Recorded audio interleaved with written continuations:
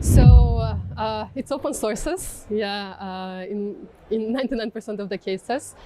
So what we do is basically we look what's already available out there on the internet.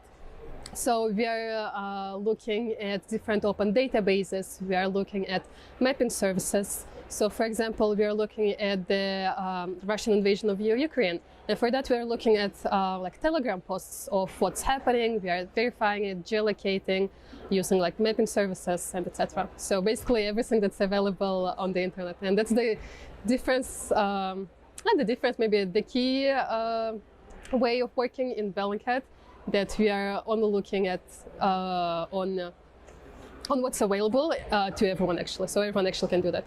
Oh, I think writing actually was one of the biggest challenges for me, because like everyone at Bellingcat, when they joined Bellingcat, like none of us had a journalistic background. We were all self-taught. We all just were doing like different fact checks online, geolocations online.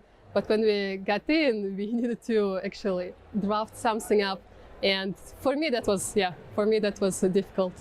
Bellingcat has been looking at the like Russia, Ukraine since 2014. When we launched, it was like one of the first projects that we hopped into, starting from the MH17 downing over Ukraine. And nowadays we are basically creating this map of civilian harm done in Ukraine. We are collecting, geolocating incidents of civilian harm done and making it publicly available, so other media can use it, or international courts can use it for just on accountability purposes. So Kyrgyzstan is very economically dependent on Russia, and like also dependent on gas, but also like there's lots of Russian propaganda in Kyrgyzstan, because in Kyrgyzstan we still have the Russian like news. So most of the Kyrgyzstan actually believes that Russia is saving Ukraine, and that's not good. And the way to combat it, I guess it's a very difficult question for like a country which is so dependent on Russia. What we are seeing is that the West is trying to replace some grants that we used to have from Russia, so maybe that is helping a little bit. And investing in, in education, I don't know.